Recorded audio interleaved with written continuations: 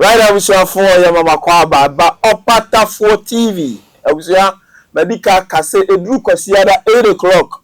Ya jimro ni piem ewo Opatafuor TV main studio kase mu ha na ya to yensa fre nyamedifo Prophet Opatafuor no wabeyin sama no abekyerekye nyame akwan kyerɛkyerɛ akwan ya befa so atena asase no so akyɛ de ekoso Ghana de ekoso amanone wiase afa na nyina de ekoso bia odifo agemre e de awuram Samuel make say Prophet Opatafuor asase no na nsia odifo Opatafuor atena se awo onwa ni studio kase mu a Prophet Opatafuor mo akwaba nyamedifo odifo Opatafuor last week bro samso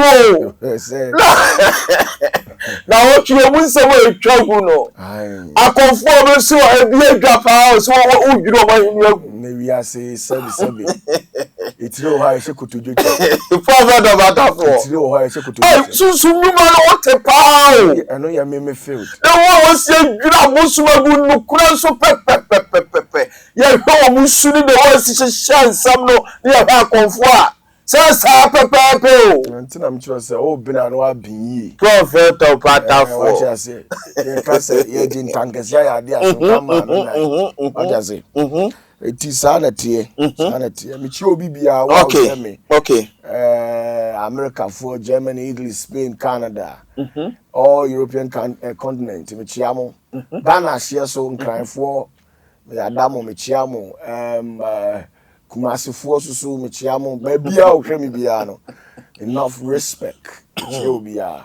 Okay, abusia nyamedifo Prophet Opatafuor na matene no wadi ka hye me bo se ya tiasimu odifo tiasimu gidi ebo 8 o'clock Sunday nwumre bia odifo da achimre no wahia ya ha ne bisa ne nsam Prophet Opatafuor do wase bebre se ne odo wase ayoyo abeka yensa ne enim se bia wo ye fo kwa ho mfa ne waya de waba Prophet Opatafuor afi ekona wiye na fi so your election year abato afio Prophet Opatafuor odifo good ya dia woni kabu fra wo woni o ka ye nim se bibia ntomfo Prophet Opatafuor abato ya afi say na osi wo no odifo Opatafuor you me da ase ezi wow share channel we no subscribe ya subscribe on the we Opatafuor TV subscribe na nya kama na nya fe se ne be ya de bia ya na be nya secret ni nyina sanity okay unya video ni bi so a share na obi nya bi hwe dodo na mo platform no so no mo share video no na nko okay oni for yet you me da say I won't say a case election a lot constitutes what we call election. Okay. And this year in particular, no, afibia mi ankasa no, ye wo mi be duru sa mere ya mi nyini ye. Okay. Ye shia afisa da. Prophet Opatafuor. What you say? No chese no. We shia afisa. Let's afi we bi mad na. Afi we 2024 yeah, ye be room 2020 specifically. I'm talking in respect to 2025. But when you say room we. Okay. And 2025 as a year, no. Okay. I would say even see a toil abanokra this year.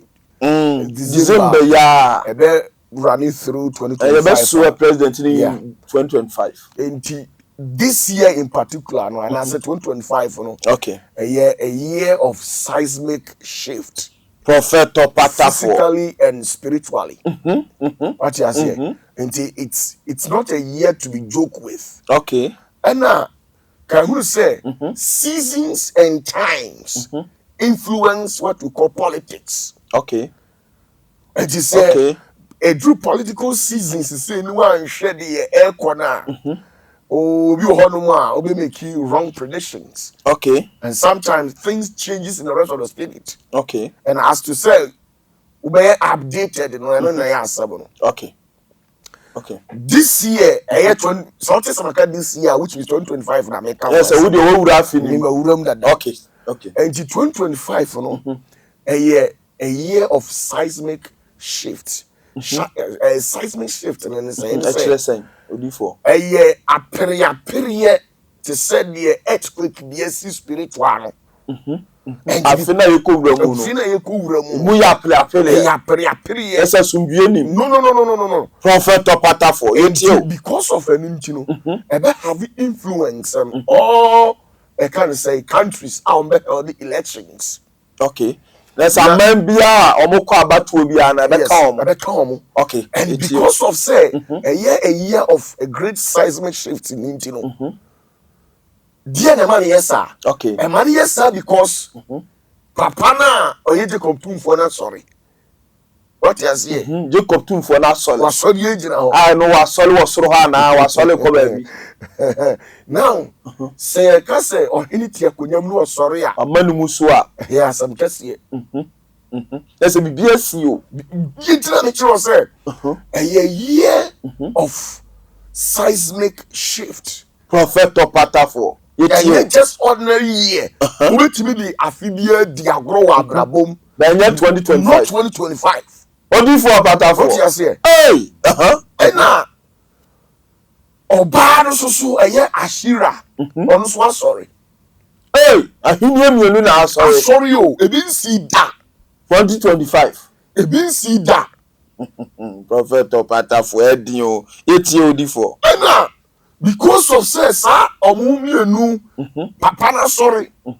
Na oba no so asori ntino. Appear be great shift to be a seismic shift to be spiritually I ebe pure physical. Anything ebe influence yen politics. Okay. Now when him adie ba ko hu ni say yen politicians no mienu bi wo mu a ba ko ye for ba no na ba ko ye for bema no. Let's say mu ache. Emu ache. Hey, Prophet Opatafuor Ghana ha. Eti Ghana there. Yen political season you for this year a great shift in the rest of the spirit. A seismic that's the correct word to use. A seismic shift spiritually and physically because obano epere bema na epere Obi a prese obenya hini no. obi epere ana politicians no emu mienu bi wo mu a Nipa 13 no. yes emu Mienu bi wo ma ba de. ba ko ye tusu oba no. yes Na ba ko tusu na eja ba no. ko tusu eja no. Hey, ya ko ni e be de ampa enti na aka se mu ahye no. What you say? In the history of Ghana's politics, we see that even in a military regime during the times of President Rawlings, Kufuor background, who say this election. Yes. 2000, the only who say no. Wait. 2004. Yes, 2024 elections. Yeah, 2025. It's a great seismic shift in the rest of the spirit. Prophet Opatafuor. What you say? Because of Enuntino. Okay. Who say? Asunjenya day. Anyhow. 2025. Prophet Opatafuor. Sembi se nyaw na abeba be ka. Ya da titi we mu. Odifo yeti o. What you say? Enuntino. Sa eye papa no. Pese odi na konya besia. Okay. Oba no so say no. Also pese odi na konya sia. No him. Die who Paris oba no so di nkan. Adi kan sese. Adi nkan we je komtumfo anim. Let's say Jana Solentam. Who say yes? Yes, yes, spiritual. Obama na why? Obama prepare. Wa prepare. Dangerous. O jarbe pam no. Yeah. Now for you. Dangerous spiritually. Obama prepare ahead of game. Hey, Yamidi for yetio. What you say? Anti Afena. Ejano so prepare that the entire man obari di kan because of their subject both omumi enu no omu subjects no omu sefata mienu wo 13 ni mu no omu sefata mienu wo 13 ni mu no baaku na eye for oba no and baaku na owo for bema no oba no sorry deny and now papa no so sorry deny na mom no omu subject me case omu subject a omu nkrofo ni mienu no oba ne de ni dinkan etu anamo ansana be ma no de ne ekeka no oba ne tu anamo 6 months later ansana ejane de na keka no ejane de ni dwane so kwotwa akọ hwe ejane ti ase kire no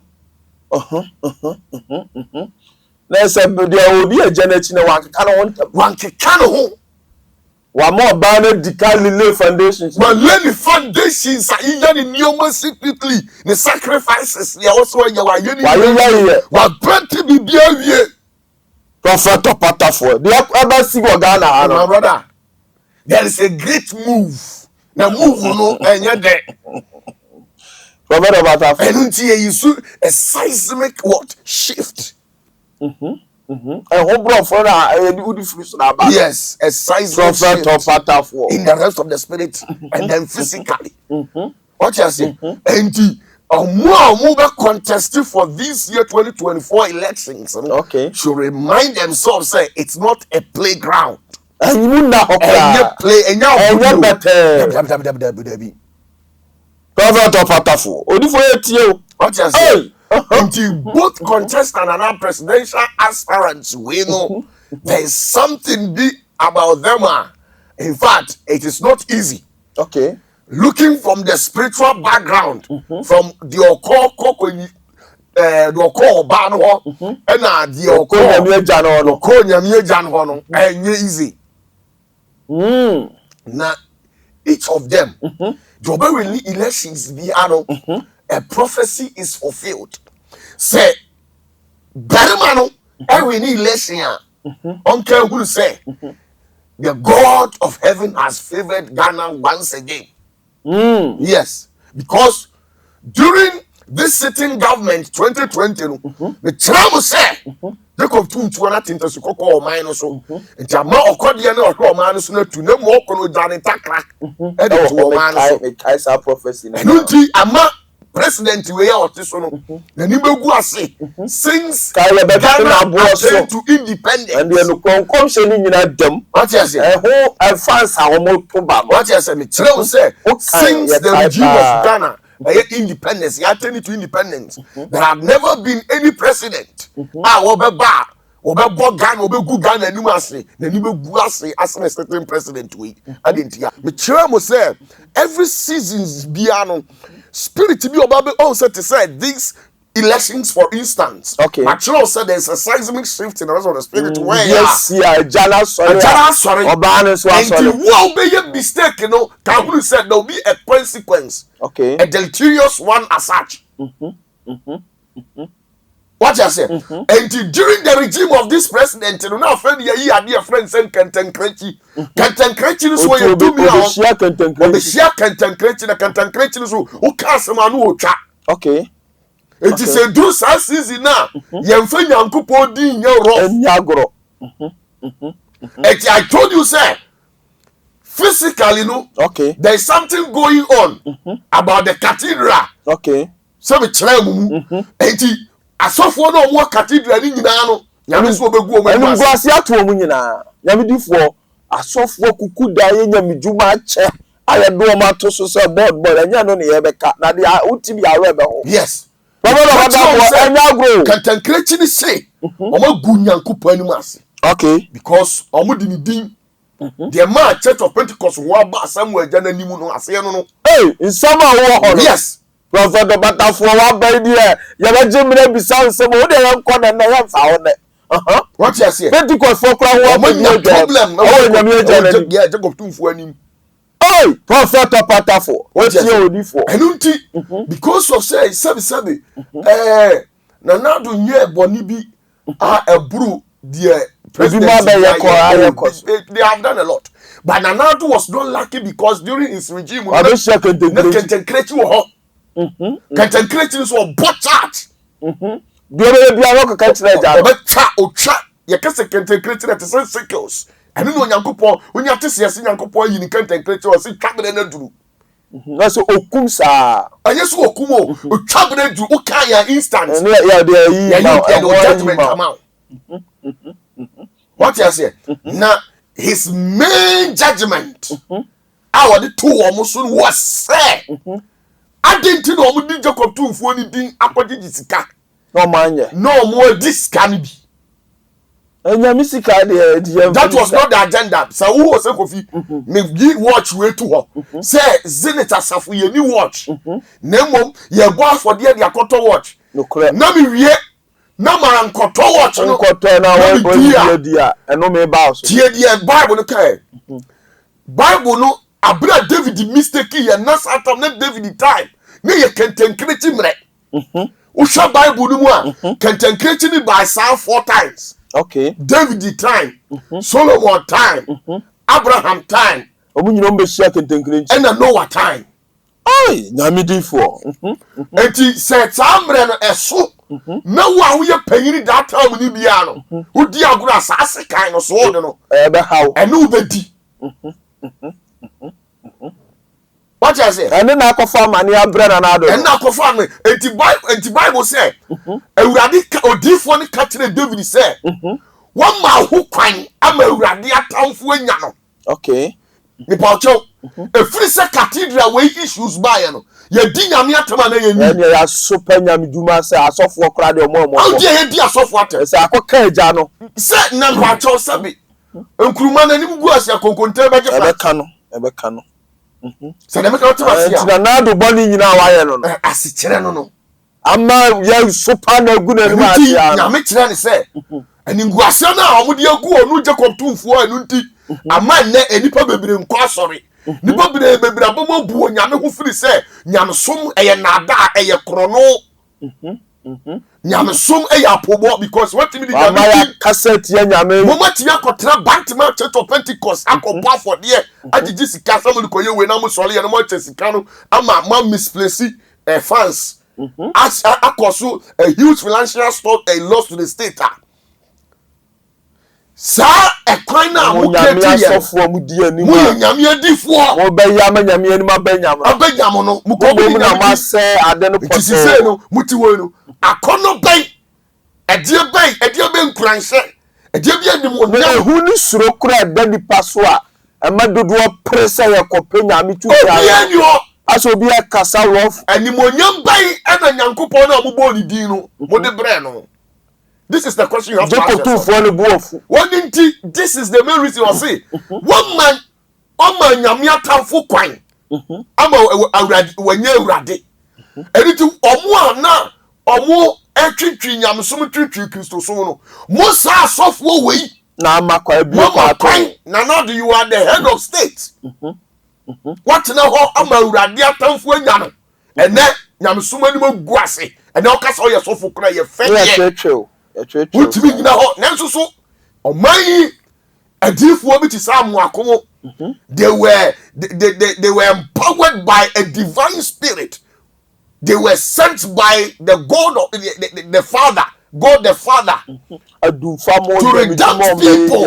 Adumfa was one of the greatest prophetess and the finest one that this country has ever produced. Why ye nyuma adumfa nyanza sa difu akesie we mu nyina no they were in the land no basase ne so no kra mu nyina ja hokko na mo baaye na mo simu baye adwuma ni bia mo baaye ade mo aye ni etianu na ma ye to kentenkreti ni ko na na de so mprensa me ka kire nse kentenkreti na o mato no ni kuro mu chebi ensem abesi wo na wieye me ka kire se ensuo bi be yiri fa chebi na ensuo ni yiri a na Adom kaise woni na busuafo omunya asundwie da because na nya sopa nyina ho abata omu be yare because of kentenkreti na ya to no so be katre ni say so wan pe odifo bi atira kwa no odi this asofo we yati a omu ye hungry monsters we yati a masa dia be to no because wanye lucky obe shie kentenkreti ye mfa kentenkreti so ni agro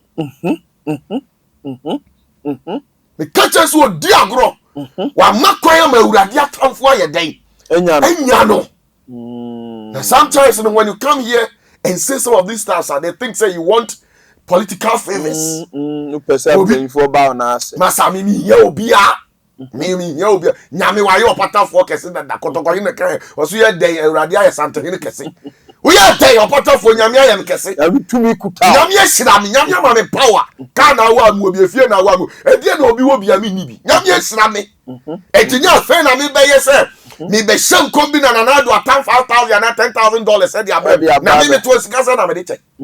And some of these hungry pastors, when they get closer to the presidency, then they tell them they sabotage you. They try to subvert your influence and tell them, say, they will leave this young guy, he needs political favor. No, obi create me cause me tell pay for say me cry me send me.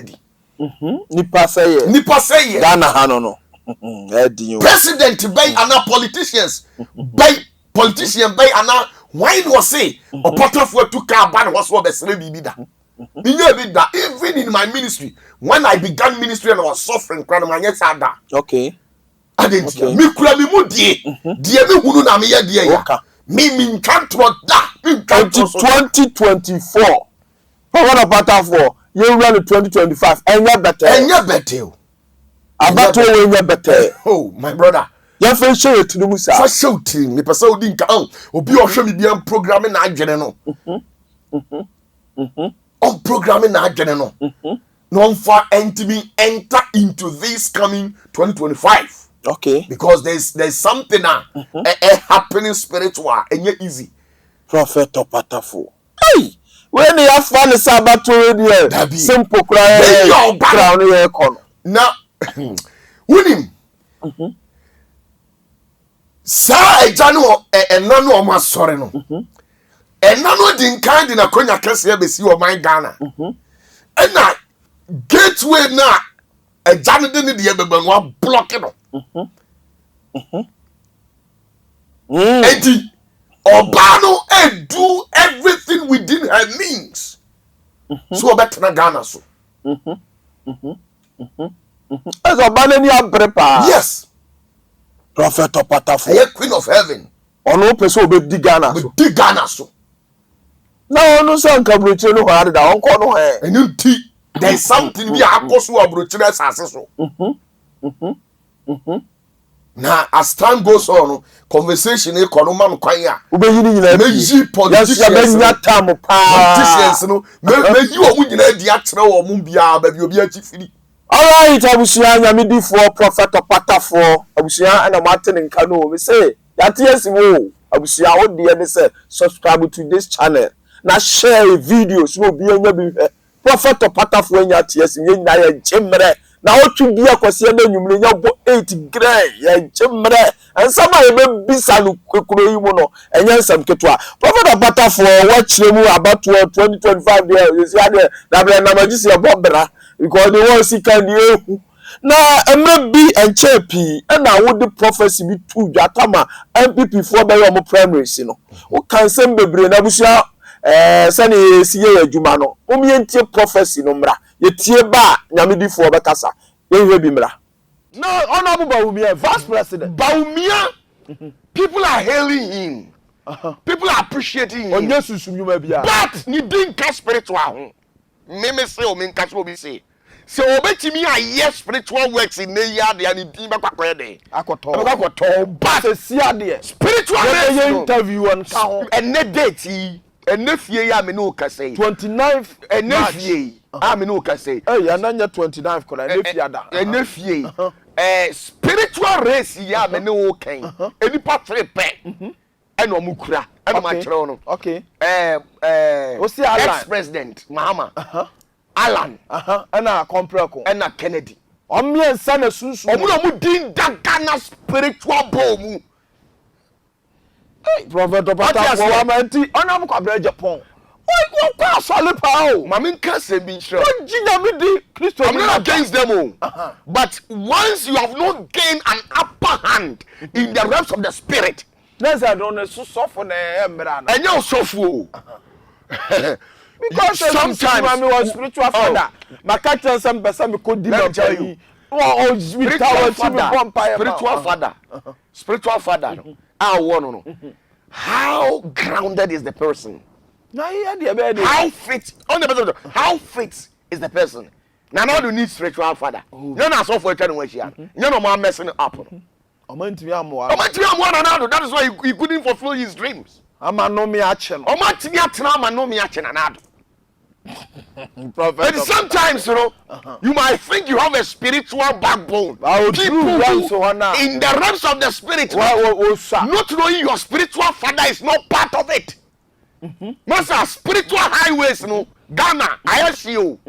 It was spiritual father, but you know, I say, and I move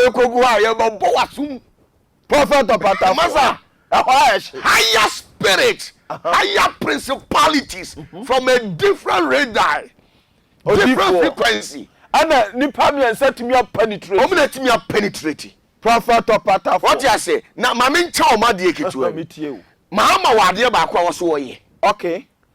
And son I oh yeah, automatically or president. Hey, na no bet me dey atu Ghana. There be. Or panyin. Kennedy Japan. Our principalities too also or no almost settle. How do you for Opatafuor? Me so. Prophet Opatafuor. Honorable Kennedy Japan so person wey president. O say the no ma mienu also ye. Our principalities too. Ahohom kese tu a. Yes. And o just o kwasate o ma na opo o. And yes, so o deal dey a. O hwemu yi. Prophet Opatafuor. Na Alan there only any spiritual battle. Na so dem. Na there na so ye. On hwe ye. Onu there the only thing I make catching say on to nioma yi. Hey, Prophet Opatafuor. Say Alan to nioma yi a obetimi afọ because only any spiritual battle.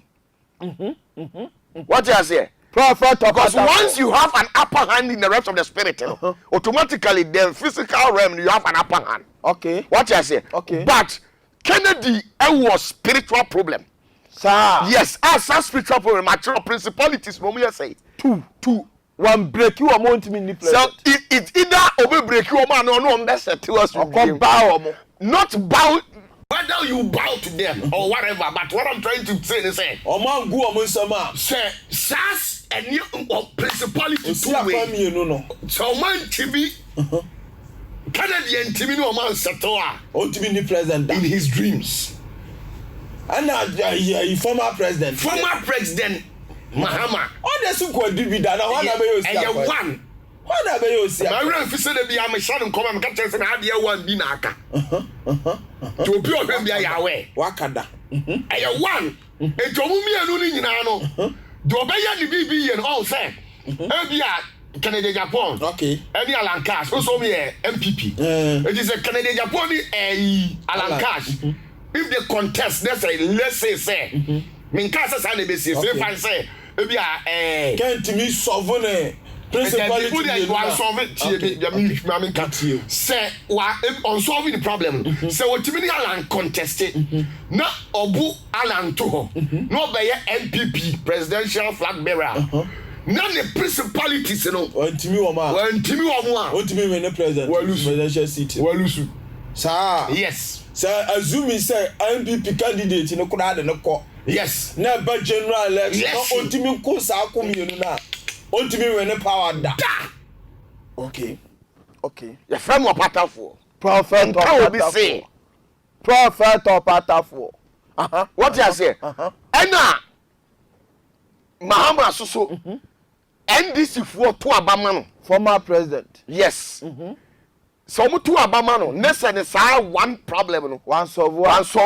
Ebesa ye ne last 4 years in his dreams. Ontimi say Prophet Opatafuor.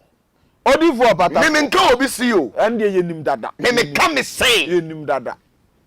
Right abusia prophecy no na wo de wani ahwebi no. Ya me di for MPP for ebekọ omo primaries na wo de prophecy kese we betu dwa. Dia na wo ka fa ho nya me di for. Oh say nkom hye we nkom sha. Me hye nkom no. Na me bold details. Eno na ye what you say? Enti to bo na fa ye wuram. Oh say nkom hye no me ye obi a me ye panyini. Okay. Obi eni hono ma nyame hohom divine spirit one so asabi wajimi. Me well educated. Okay. One of the most finest prophet our mind one no. What you say? Mano esoso nyansa. Okay. Na me kire mu say. Eya Kennedy Japan. Okay. A compare kon. Now we're taking lead spiritual. Nemo. na aka two principalities bi a onkonka omo. It is when timi ankonka omo a otimi nya president da. Enti two things. Either he goes to align with them or affiliate himself with them. Or he conquers these two principalities. Okay. Two. Alan Kwadwokyere Martin. Me carry the catcher say them on dia only problem be spiritually. Odem. Nemo. On to the yoma physically. Because bibi koso video now on go back and play them and the meaning that the YouTube certainly ya said that ko fa kai omo no. Odi for etio. Na say want to the yoma yi the ebe to no on peda. Okay. Okay. The tosu biem eye Baumia. Mahmoud. Me catch na Baumia say. Baumia di onka ho. Nemom se Baumia etutu ni yoma yi na oye spiritual ways e conquer two principalities now onka who say automatically Odem oye MPP for flag bearer. Na bra me din come say we ba no no mu nyina obie ni hono ma wa fare for the presidential we say be omtwetwe omuti na odi betu mu satan na de owo fancy pa ye Kennedy ansana balan nti ba we na we super what you say spiritually on cow na mom so what you ya the spiritual works are on cow who say oba be take omo oba shutu omo nyina okay eto omo nyina me kire omo de omo nye de to so biem ana me ka eye ex president mama me ka kire say are you very strong no some how be bisa okay na mom no se Mahama betimi amedi president wo Ghana biemu a o wade ba ko wo se wo ye se wo anye sa de ba ko no onke huru se o ye dey obebregu kwa okay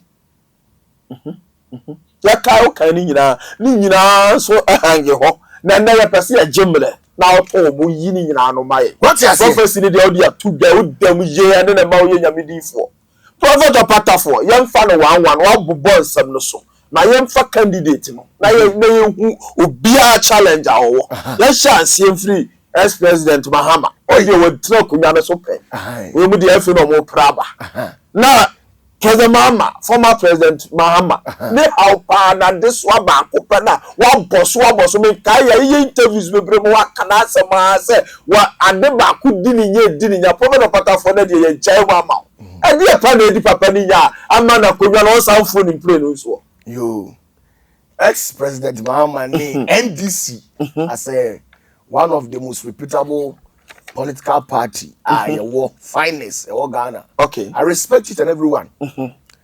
Na ex president Mahama ebi onu ankasa kra no onimu no onya awe onimu no na ex president Mahama, okay, he is a type who embodies a symbiosis of cerebral erudition. Prophet Opatafuor yes, legal boss he embodies a symbiosis of cerebral erudition. That is ex-president Mahama. Two, he is a type that governs what you call legal perspicacity. Prophet Opatafuor. Third, Mahama is a statesman like gravitas. You understand what I'm saying? So Mahama, as an ex-president who has once sat on the golden stool of this country, is not just a mere president. He is a man with special skills and qualities. Okay. He is well experienced. Ya kasa mami kechi no obi kwanti ase. Tie brofo no na de atam dodo. Tetso ma do adawo. Ya kasa tie ni o. Ya kasa Mahama in the history of Ghana's politics. Me ye no. Me who politician na. Wa ya smart. President Mahama. Yes. Wa ya smart and very intelligent. Okay. Kwa beso. And he said so who sharp down to elections, Papa? Were from assemblyman level on the political idea or all the ranks were from so when we are talking in respect to people, yes, say way there He embodies a symbiosis of cerebral erudition. Yes, so what? Because experience, they say, is what the best teacher, and he has gone through all the ranks. Now, let's put Mahama on the scale and weigh him. Taking Mahama back to 2016, 2012, 2008, during his campaign eras. Mahama na do campaign time omi etebro fufufuro. Sameboa amunkasa meboa. Ex-President Mahama na di political jargons ni terms fufuro. And then through platforms which means say way or your communication leader. Or to communicate effectively to your hearing. Ama what na say. Ya kaso obi a wa sacrifice what you NDC home komo ama eya obi ananka obompe NDC asam kura bepe bia. Yes, he's one of that type. Na yan fan mra mehwe samri. Na yan even the launching of their political manifesto. Asenija do. Anytime it was said Bibi Hano Mahama na ya we say Bibi Hano. Enu ade ni sika sama na. What na Mahama tiwe so anya president bi close ni da. Ya be try to say. Obi a wa bobra efie cars. Sabi. So when the president 20 so bi ni Ibrahim Mahama credit ko small man. Nti oba ready say ni nuanu asesa. Enti ya kasa sikasam crowd ya. I know the encounter. Na do mi ja. What you say? Now Mahama no spiritual be intricacies be akọ on. Ama ne head bi aka bibia di na chi.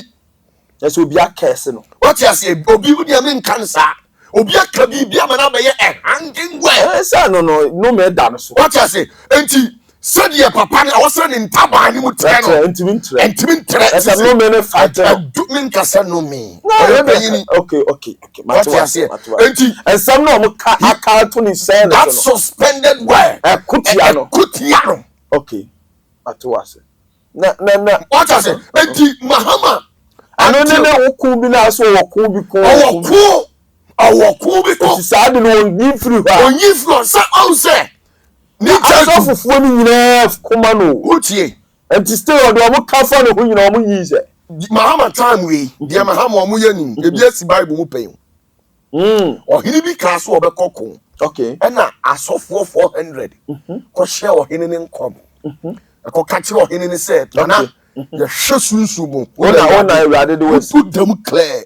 And you now crunch enchen tinuti no them. Omo nyina de om support om tumi nyina. Omo wo di for ba de wa buko to ga shira no. Enti e ba ye no ohini ne ti odi. Mahama ehwe video ya papa yo ba say he's not complete. He needs somebody to tell him something. Okay. Now, enti e ba no ohini no say enti a different was asking so nyina answer so akọ different be try back. Anu kra de you different on pem asem and what no young. Don't so omuade. And me young Opatafuor. I'm so omuade. One ko ba da be so so ko no be na plan sem fata so be ko nani. Na wa mo gidi ogu. Mo di matam na di odi for na tem. Enti wait. Ena. Omu ka se ni omu nkofo odi for the camera. No mehwe onso mekere. Na wonim. Abra musuma onipa so onkonkofo odifo ni mara. Odu kom no musade signal de ma odifo unua no odifo nkwam akoma 400. Obiaso na eko. Nemo wo ko no. Ye wadwene ho adwuma tetem. Ukodum ja ho. They will beat you. The fear crack to so. The fear. They are trying to intellectualize God. Okay. Obudi bi die do obunya nsani experience omo ntiro. Obudi to abranten so obonu. Abranten so ka nyame agere. Okay. Okoko duru wonu ma na esodifo. Wona aka o. Wo die enim so ka wo. Be eja no. No ma bo so say. Onu ompe eye wo hene na sem. Ti won ka de pa. Ma hada bo mu nyina do won ka de pa no ka so na wan ka de pa ni aburo. Enti omo tete ho. E no mo hwe di. no o man no so no sinana sisi ani be kura me na me ni Jacob Tumfoɔ de nam eni o Opatafuor ya ni mo yeti o na secretly no die wo mu ni say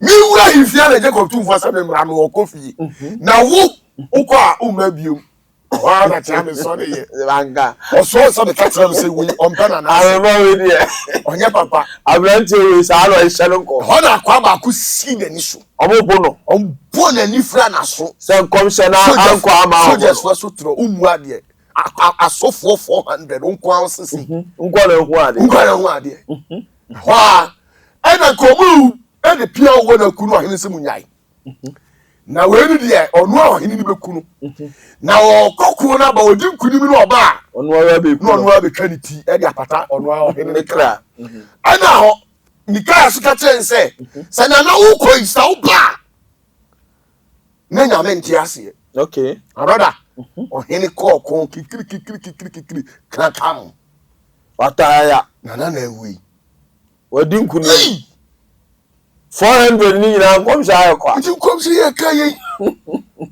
obi a be hu e bi no we did to na Trump no Trump no you just saying you are coming to America o just say we no walusu o ba kai say spiritual enkoye mana the church say you judging that na to so ba ya wanna to konsa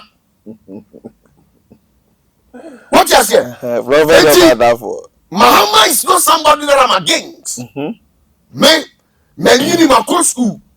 Me need any political affiliation. And I'm not doing politics or do I have any interest in doing politics. Okay. This is one thing I was saying. You do something. Media a spiritual who said who said never. But who didn't catch us said Odi you na kabi papa Baby esa ogunyamie no ma se onyam kwa ma onyam ya tamfo anya no efise se bibi ti asaso yesu na me hyem control dia ene no onyankopan ni onyam ni tumi na wai yes onyame ni entimi hyem kom na me hu ade hu no entimi hu ade onu so na nim ade chiemu nsem ona nim ade chiemu nsem what you say enti Mahama eja na kura Mahama no why slow on your power ya we obi o ka brofo madudu na ye nyina na ne ho ne yesu e brofo na Mahama Mahama launch the campaign manifesto enya ho ne enya drama na ayedin e ko na Mahama pa launch the campaign the manifesto no can manifesto we are near the tricking because bibi asesa I can remember one of his interview he said it clearly or see bibi kutia no spiritual no to me drew baby kura na ya sabe pre say 3 months 3 years imagine ya mama me camera ma wusu ni tisa also no nyina Jamaica what you say until there is something wrong in the realms of the spirit I know that hano adiano it's a conventino chini fa ko nti asofo wa kuku da mu nyina hu ye utie I can't speak for any pastor so wo musi nyame si a me de me tu bia me di na chi no onso sisei enti onyi sa bi believe free ha o ti no fra ko nyare da ebi si da prophet Opatafuor after 2 months ne ko to abo 1 month kora opa nya china and now he spiritual onyi ye ni mi ti ka bu nyina me Jacob Tumfoɔ ta o si onyi ye na mi di fo say Mahama yi you see ye be ye interview na wa ko let me try last week utie me se me ni Jacob Tumfoɔ na ti ka mu o si onyi ye adiri ya na ma mi cho the Oman Ghana attitude apro akodui some imprediasa everybody is aware so muaden obi ya aware so Oman asay listen na muaden even kan Mahama onya say ko okochini ya campaign because automatically nipa na yesi wo nye into onu mesasidi na onu me Oman ye no ba ya nturuka onu kwa wa nturuka anya no onu a oye wa be ni ye ma ye ni ye prekwen enti kie yesi e obesa kasa nanso so wan hwe yi a because of say obi aye spiritual works na wo nye ye e dia soa no ya chechira soa Mahama ontimi nsue enti ogina enti asofo kuku da e fra no ko bia so dem obi anti free catch some trot express the mama sa so for no medina ni nkyɛn no onye careful with them wakɔ bi kura sɔli fie mu wakɔ bi ento nyina me I don't need any political favor by your friend Opatafuor nyame di for me pen won tonka wa dane no me anu me tia be ka tro say papa onye no onyi ade na dan kom no ayi men ti be sin now and that kruko eno nti o ma deliver no asofo be 30 utie sa asofo no o megina ne nkyɛn no ma me nka secret wom okay omu selfish interest and their prophecies were biased. Biased in what extent? It was biased because Nanado are confiscated to account. Baby, you free no. Secret woman no. Answer. Omu nyina are open a church account. Okay. And omu offer to omu ya sorry 20 years, 30 years. Omu bra boni nyina. Omu bra boni nyina no. Bond and omu ya koto bond. Bond so na so for town. And Nanado age. Enti ehun yam. Ana me ya shan komatia Nanado. Ya ji asofo kese sika. Enti omu to sa no. Sunday asori say ye twamu pe. Omu asemasi. Enu omu dididi. Enu ho ya no omu say papa ne mra no omaji omu sika fa mi say mi busa je komtumfo mi gina nyame anim me bo awurade kum. Asema awurade ka to say masa. Sainti ana omu against Nanado. Tinya hohom na eka. Nya hohom omaji omu nyina ya je omu sika. Enti ho ya no omu say ni mahama mra. Na omra maji omu sika ma omu. Because of what we call the debt restructuring program now no year no akwa affect o mu na affect us of enti ho ya hia man payiru we na do ne bawumi ade hia mu bia hia mu na do ne bawumi ade hia mu because mam ya gie sika asofo mam ya onse asofo bi aye silent si ade o ma broke Sunday offering o didi ni tight na sika o je to order data ni de ni nyina ma je abai na confiscate. And to say who was off so we are now hama because who baba hama di gidie ebe semumu na watena na de wasa wo ya no wanya na koya num guase na ma sa na kodi nkukuo etira me kata mama say forget these people, they are hungry pastors they don't more na to anamo yes spiritual work na say o susumi ma so me say until he battles that thing ontimi mafro konya ontimi da Prophet Opatafuor. I didn't go on 9 or 29 be an dede. Kinkling. Hey, Sunday I was spiritual. It is because of say here they do. A man has 7 hour can emrani person because I didn't hear the day. The way I was saying the pageant to me on your day. So everybody is aware. Say MPP Omabo man. Nanado mamu wa bo man Ghana. Nenso so no wotie majority now am say mahama be papa de enya choice enya option. Ani adodo na sa na omo ka. Adentia. The entire omo ka sa no it's not because of tribalism because now the NPP presidential candidate Muhammadu Bawumia papa yi oye nodna. Nodna. Ena mahama so ye de.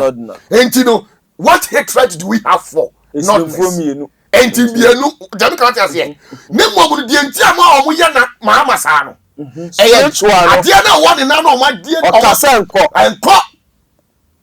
mahama kasa enko na so kasa so mo te sa de ne na opekura wona bia be di na atmosphere ni be activated na ne ho fragrance no ne ho pampan no fragrance no ewura ni pam I was saying ne ho pampan ewura ni pam na ne ho scent no ejire ni patirim okay na ye nipa who said this we no betimi akoaje wait this but some spiritual fragrance na I will say papa no ho no who na sofo no ntimi ebi na do ye ya no officer or was sofo I don't blame na do come share say me say asofo bi si wa twe no fon go yes wu mu ade mpu I don't know the day na see I am so pa na twe no fon president Mahama omuku na nim asene ene Nanado de boroso Nanado de wa fomo nauni Nanado de abua Nanado ne say abra principality no he Ghana so kono tu takrato wo kensa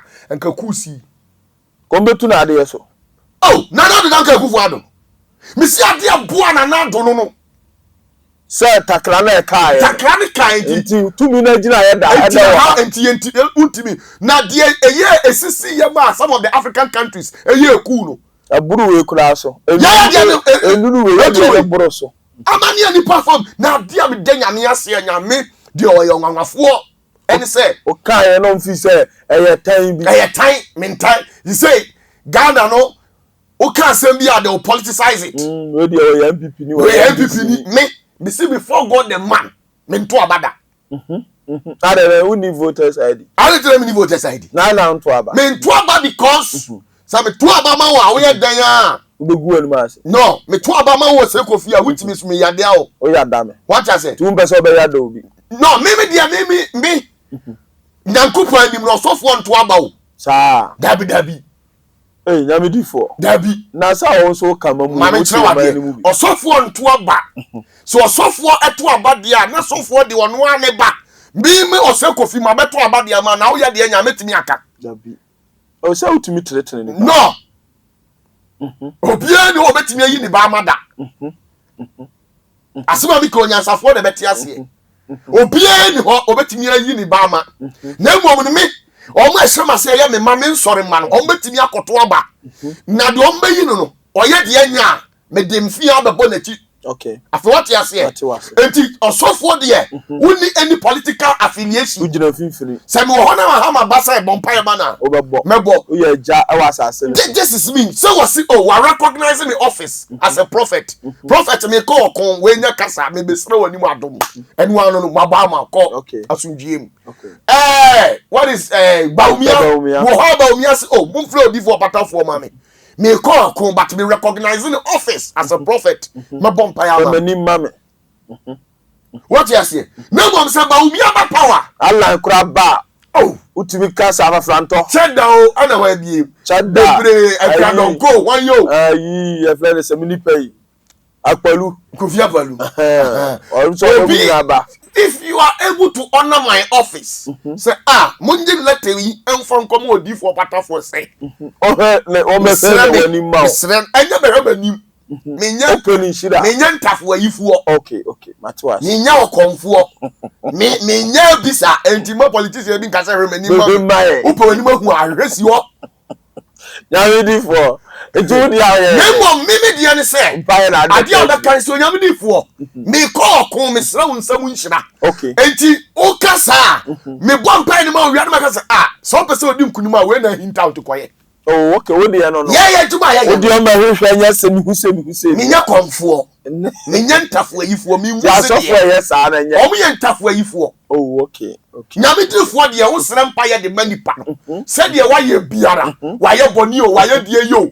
Na ye wo asade sa wo je no. Oje no. Se mahama ye boni o, wa ye die yo. Wa ye de otimi sere ma no. Eno ya me masade sa be je no. Na ndo no onye nyame ba. Onye je kotumfo ba. Enti mi sere so osoro. Huni mobo oso okọ mi sere unsam kunimidie. Me de mani wi a ma tere se eja okọ na okọ no. Ade se bi a okoto anwamudi. Ansa na ajo. Okay. Matlaw dia obeya obedi nkunim. Okay. Ene ya mi wie na ex-president ya kan se vice president Muhammadu Bawumia so frɛ me. Say ma bompa ya ma we on so hire ohia mi nsam nhira. Me bompa ya ma ni wi anu matlaw se eja wo so dia ye no. Ade se bia obegina puppet so. Ana simpie so na wo sa. Eno anu no wato ahoma. Wo sa wi a wo so bedi nkunim. Na ekobasa wa kire omu nyina de wo so omu nye no. Baako afei ehona baako nyankopon ebehwe makoma ne wabɔ emu baako awurefie no ankoye na no wanya ne dia na baako no ono pɛ no wa ma na akoye no ayɛ no ono adi nkuni sana nyame ye na ade everybody is eligible is eligible obi ayi nyame de ya yes to contest ba on si hene nyame na si won na nim kwa wadom be fa so if nyame na si hene krona you can change it if God says yes you can say no why na say no wo prophet ana yes miss media ewiase aduru pempenso a enkrofo bi ti asase so ehu anya na esi nyame oni obi ani nkonya sie wan ka kire unim says nyame di for me ya frame Opatafuor okay yes ya frame say tu odi for Opatafuor good me see wo nyame ka se anya otimi sesa no okay odi anya no ne ye ba so ma so ase enti sometimes no in the realms of the spirit anything that is subject to human will God does not interfere. But what does he do? What happens is that when any panel are we involved, no, I respond it because we yes here kotwa ba nyanya me say. Okay. It says the okotwa ba say ye ko bunyansa e kasa ne dan to atumi kase bia. Yes, ne nyame abam. Okay. What you say? In the realms of the spirit, the entire mekasa mahama. A bad day, Opatafuor no. No. Yes. Right, I wish you are for Prophet Opatafuor, Assassin and Sia, no Martin and Cano. My Nicaka was a Quasiana, you may 80 gram. For a Jimro, near beside Yamidi for some. About to have a cost of 2024, you will 2025. A whole some candidate now. Oh, trouble who some good who town any baby you belong to. Prophet Opatafuor, yes, I'm true. And I quite so. Okay. We Mahama. We didn't say Mahama. A Daniel to a Jacob 2-4. One day, General. Hey, analysis I shall see one day, General. Let's have a General. One a catcher. Then you know, so I saw it. Nathan is only a wedding. I'll print to them. Now, Mahama, Daniel,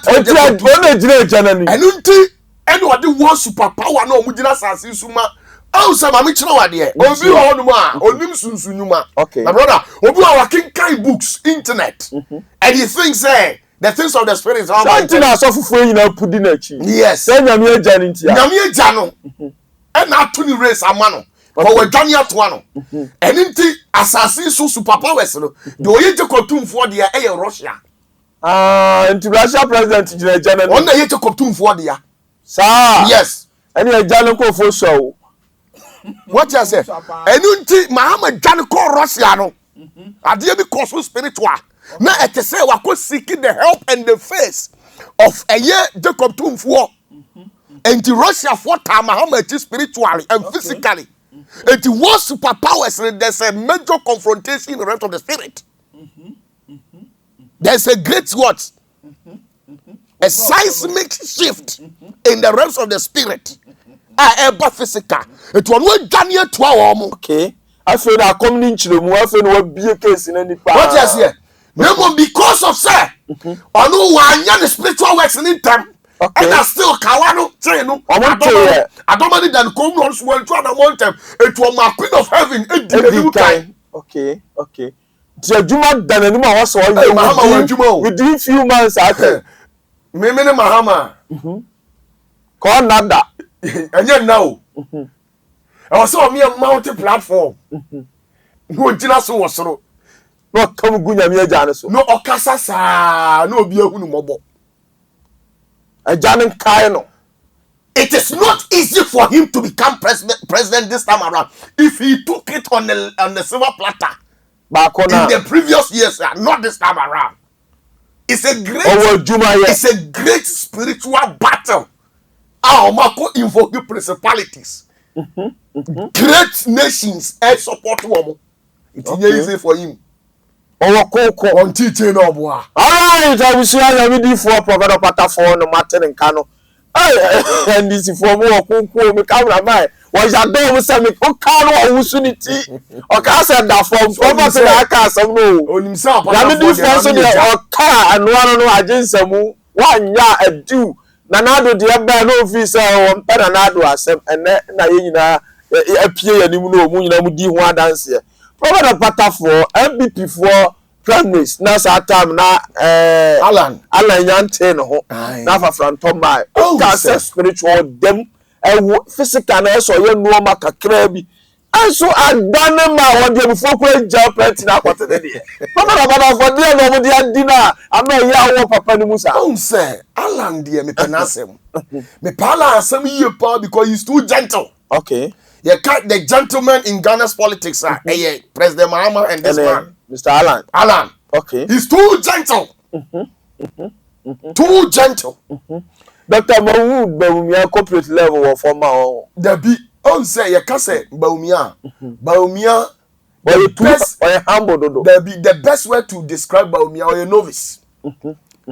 A proselyte, a friend of politics. Okay, we don't know Baumia. Okay, we know Alan from a year Alan Cash 208 Alan Chalmatian yepe and 208 what you say and then we know a year this man Mahama President Mahama but Muhammad Bawumia he was not part of politics. Okay. On pen was he was not part of politics. When you saw no banking sector, finance sector, politics.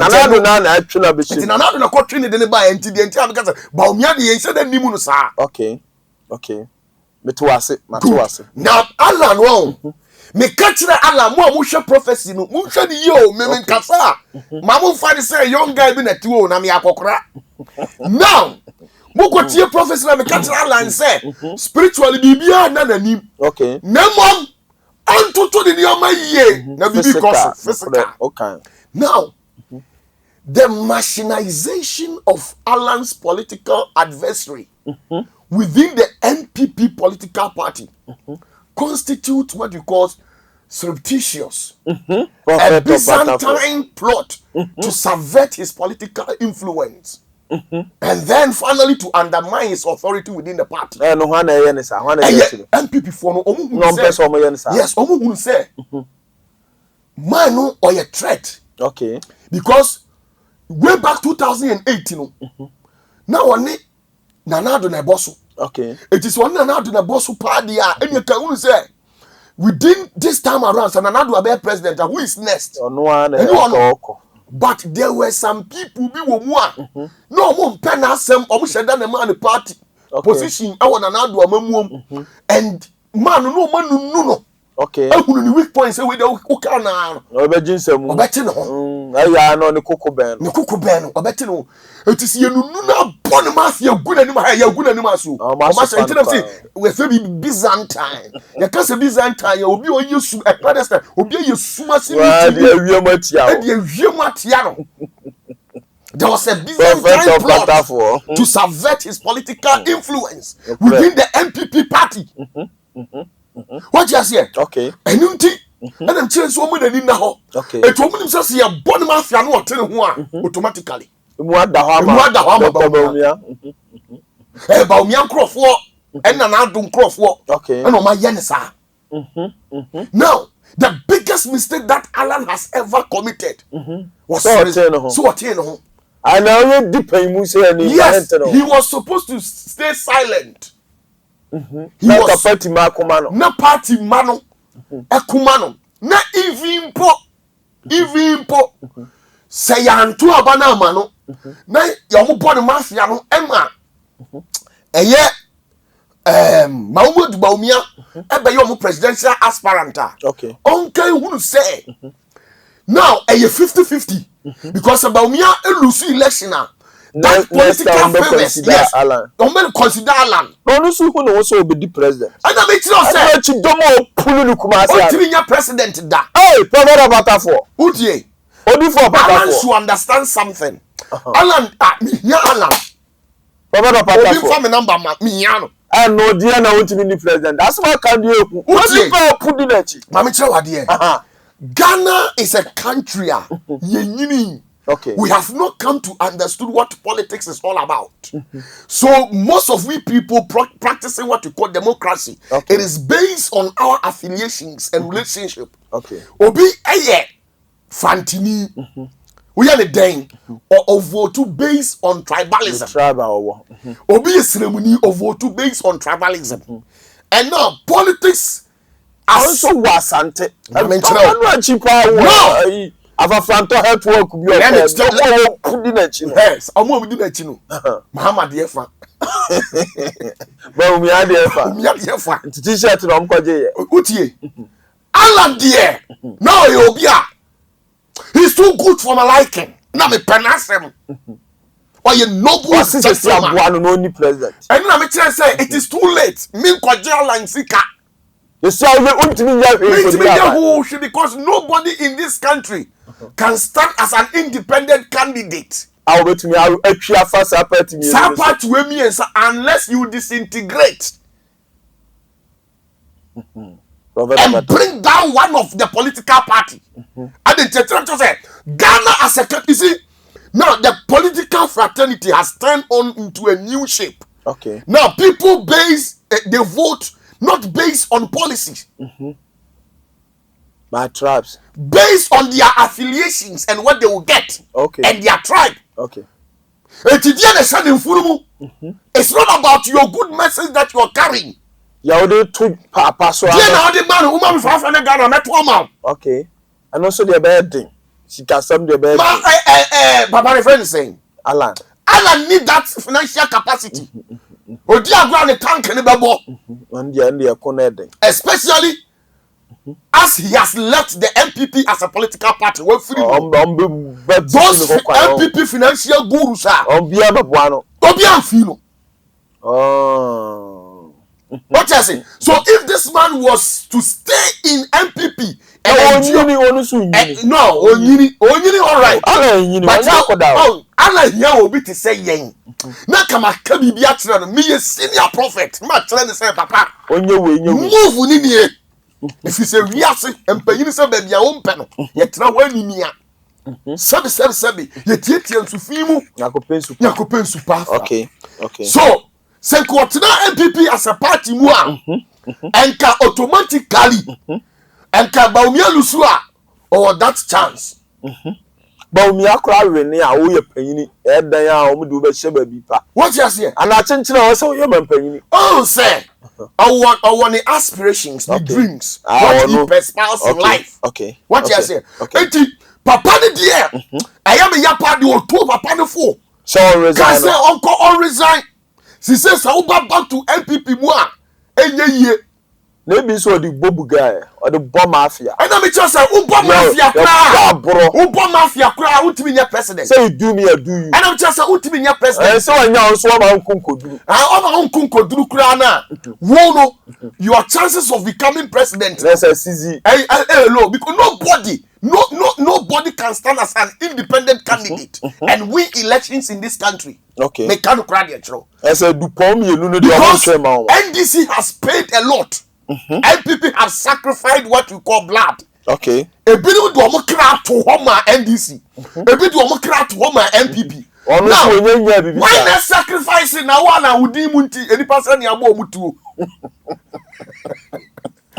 Now to cast him in one. What's it more NDC for? So I would say, yeah, MPP for ye who. At you for the sunset, ye be to have a boost. At you have precious. Hello, I like to be near you. I like to our records. Now, NDC for also records be our time. And of our console cry. To the ponios about Kumisa. What you say? Me dey tell you I want to know ya. So dem see bu MPP for dia konya no. Na MPP for tro krata de come ma kufuo say de nkofo na ye no tu e ba po. What you say? Now, who is willing to lay down his or her life for you as an Alan? Alan there. Alan sweet problem or one. And say if you are being called back to end the MPP as a party, you can't be trusted because Maybe you do need coming back to MPP the bed. What you say? We are the trust too because say you deep down you can say meetings we are because we are threats. And we betray well, a biggest mistake. And Alan Papa no, why ye? I think I'm a bear now. Some share them common. And I call big friend say Papa. Alan said, "Come catch Alan Treno and briefing you the interface and what is within the essence spirituality the microphobia you find one on him." And microphone who no almost snatch so I don't pony one with you. Come be briefing you naturally say into already a tat say a deacon. No family in my penny. But we just at that is no about na about yano we soon afidie yi no we soon almost soon afidie na na do abon mafia na the question na do some na do ye payini into any one am the best. Okay mato ase right there busia odi for Opatafuor asase no na nsia na wajemre the Ghana politics na no ya said that mantem na me di for wuro physical and spiritual on fire nko Prophet Opatafuor yes MPP hona na omo promise na akompreko Kennedy honorable ka ho wa unipa me wo so ya da no na ya ba ye yi no promise no na ni di page dom fan clubs for you na support ba o be share nkom say two principalities bi di nanim wantimi an fight wo mo anawa nko bow to them a otimi nya president da ye this who the world be crowd did you attempt na me na no mebu am so e bi cassette ya na am say ha na me do for na me ya sa no ye gigre Kennedy no me da ko boom papa da dey nkwa ye dey principality na timi papa idoma na tada bantama obi ampie e ya wo hosem okubasi program because bantama for support on the man Kennedy pa ko ba sa no principality be na timi papa you from sa o say they also tears the krobi wa krobi ye dey eto aso e frem Opatafuor me sorry anopa me de me nan say me de pem form prensa me tie die Ghana asase ne ka Prophet Opatafuor frem Opatafuor sa no ma o ya na no pa no enti me mfa sofu bi asem a waka ho enya asem na de ya me ya ne say asofo ni bi declare John platforms utie de ya me ya e wo akompreko hu a me Opatafuor obi o hwem yanka chese me medi no ho yawo ene say si e pentankese ade a enya eja nan ana enanan eno so kire say nyame difo me pesa be kire say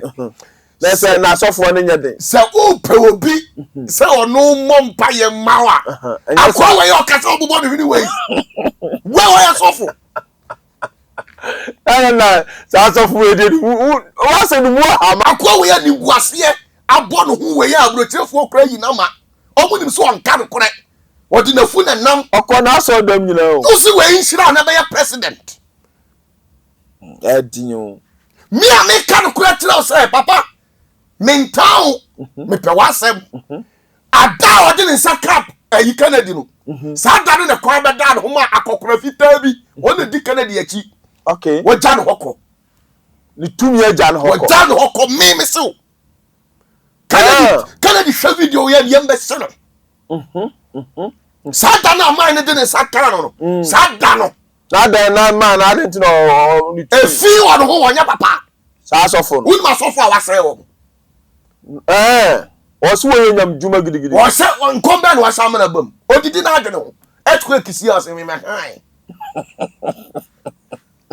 oni power Prophet Opatafuor power oni bi enti wa nya spiritual works no say no si wasa no po wasa Kennedy odifo mami tira wa next 4 years we have say atofa ho na ebo Kennedy wa ya vie sei onyini 60 something na wo 4 years mra no mo akokora Kennedy to oni akoden ya asemo na Kennedy obi a wa bre wa MPP mu yie na akode wa sofa yie wa kupa enti ye nyina no papa na kupa yes obi a one of the politicians I'm respecting me Bruno not because of their what and now who he is oye obi a ni o subi se wo se ko fi na me yada wa o yada o me o sacrifice am wa onwene ho ye ka se MPP a MPP has been able to sustain to this level 50% because of him adini bibia na koma na yedi na koma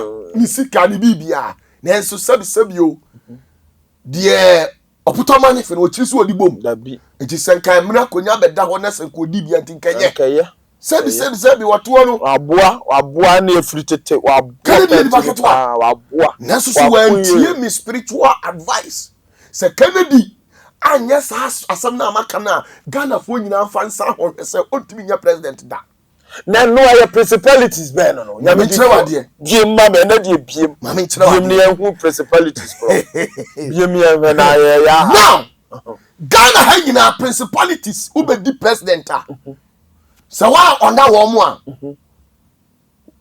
utimi mu amamu asundue da amuma wasundue sa principalities ni ma wasundue ma me kire wade Ghana ha nyinara okay principalities o mu di Ghana so o mu yetu Ghana man no ma me kire wade na die ntia me yusu principality no na me pese be kase nipa on say me kire Kennedy omo amohwe mi mu nkohwe prophecy ni say me say ida se obe konka wo mo ana wo mo ka ba na busa wo say na no principality no or here oko konkano ana oni omo koye one se wo pesa udi Ghana so na unya sunji a kotoko hene Otumfuo. or your one principality also you careful Otumfuo. Meme so once makasa say that Odi na de odi bibia to dwadwam. Ana so de ya biem kasa. kotoko hene two eye otumf ayi kofo Papa Kofuo. yes Hey, omienu no. yes Ana ekuta Ghana. yes One bow to them. Mami chira Ontimi nip mapa yi. ye frame Opatafuor me here political favor be am bi o me here one city crane Kennedy o me ye all right me said ye me city me ye too young Okay. vibrant very intelligent man well educated and there's more time ahead of me metime ye adwuma ye dey afidi me wontinya afa na me be hye nkom bia be ya san say Kennedy mam $10,000 me fa ye hwe nyame yesira me nemo me kan credit ateme no So principalities are waka no. yes Yewura kodoko hene. kotoko hene Ene Papa Kofuo. now Ana umkuta Ghana asase no. me say obia ni ho it is all the president now so ni Kofuor wo problem a Unya sumdue. wani me gu ase a wo kura nkasa no wo wi ase a wo ba ye no Ebe fro. wo be fa Ghana sika nyina na so da wo Uni ani gie. yes ebi na to na na do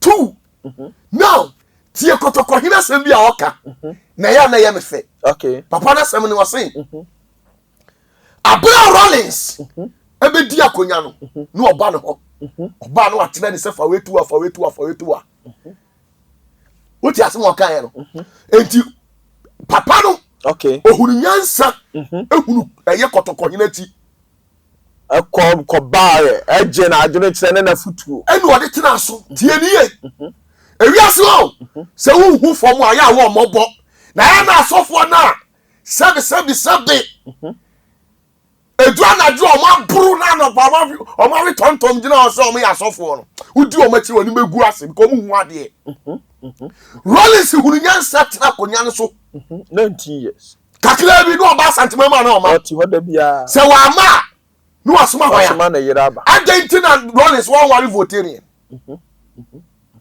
Be fast antini. but fast sentini because now Rollins you obi anu abin no one inform Wo bisa. okwa bi sa ne No explain say baby onko fa onko wale. who be successful go and marry an Asante woman call obi a watana Asante as so pen and this one flew all the way and came to the land of Asante because now o wa dream say obedi mampe no odi mampe yini na omo timi money peace Eya Asante. aya Asantefuo because omo nye